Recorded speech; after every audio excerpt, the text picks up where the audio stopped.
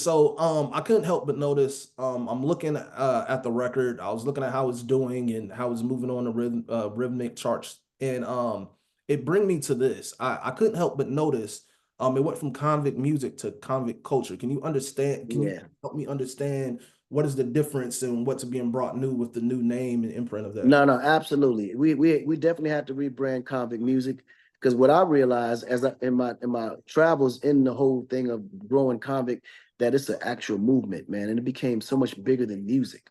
You know what I mean? And then outside of just the aspect of people making great music according to what they was dealing with in their personal lives, we became more of a conglomerate that came around the world to change the culture in itself, you know what I mean, and bring a huge impact in how African and Black people's talent is actually being showcased in urban music. And I think convict music had played such a huge role and a part in it that I realized that it was way bigger than the music.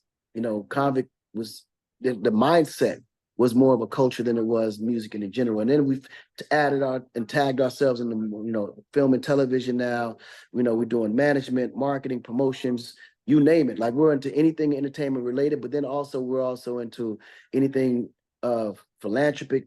We're doing a lot of charities that's based back into the betterment of our people. But then we're also going into development, real estate.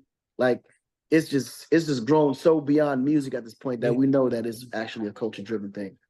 Yeah. Yeah. So the original imprint, is that now just dissolved and it's just convict culture, or is it are it separate entities? Like how Oh does yeah, no, no. So the original imprint is now more of catalog. okay. It's more of a vintage type of thing. You know what I mean? So it's a brand that represents the beginning of what convict culture is. So now you can get merchandising off convict music. We're doing compilation albums off convict music. You know what I'm saying? DJ playlistings and all that stuff related to convict music. So it's a brand that actually stems from the beginning of the music and where it all began and started.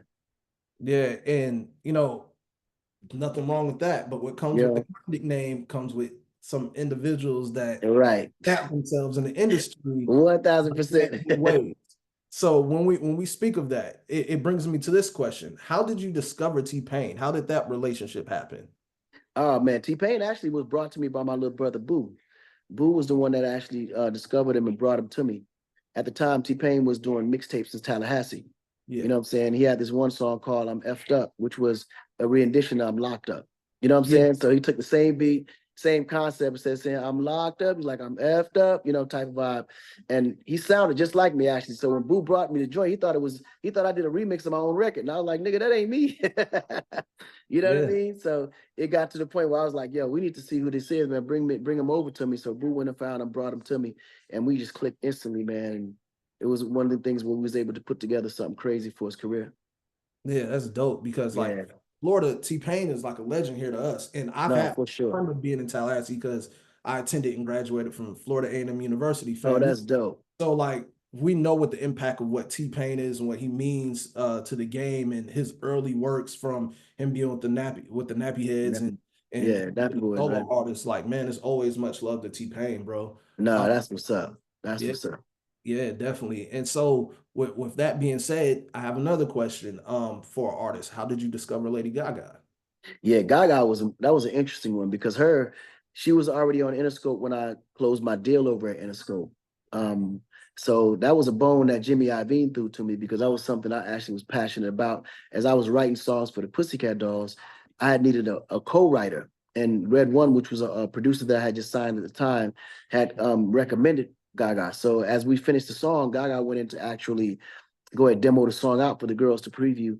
And man, I was like, man, this girl's a star. Like seeing her record that, I was like, there's no way the Pussycat Dolls was gonna deliver this record the way she did. And that's when she came out the booth, and I offered her the deal to sign to me over at Interscope, and she gladly, accepted. And then from there, I mean, we just made history, man. We stayed in the studio, did her whole album in an hour. I'm sorry, in 30 days. And within the hour, me and Jimmy had the conversation, presented the album to her, and man, it just took off. You know what I'm saying? Yeah, and around that time, you kind of was kind of rooted in hip hop a lot, Yeah, super, super. T-Pain. How did the industry react to you now taking a likings to a pop artist such as Lady Gaga? Like, how was Well, see, that was what was interesting because even myself, I thought about how I was going to present her. So I couldn't put the convict music stamp on her because it would have made her urban. So my Con Live distribution side, it was more of a pop thing. So I didn't really co-sign her the way I would co-sign an urban artist. So a lot of people didn't even know she was signed to me until after the second album. Yeah, yeah. You know? Because I didn't know Right, at first at all. The first time I heard Gaga was on a record with Wale. And right. that was my introduction, just as similar as my introduction to you was the record with Styles. You know, Interesting. and Right. the way that these are being introduced into artists being pushed into the forefront is different as opposed to Yeah. T-Pain's first introduction to I'm. Right. We can see the difference between you guys' three debuts and whatnot.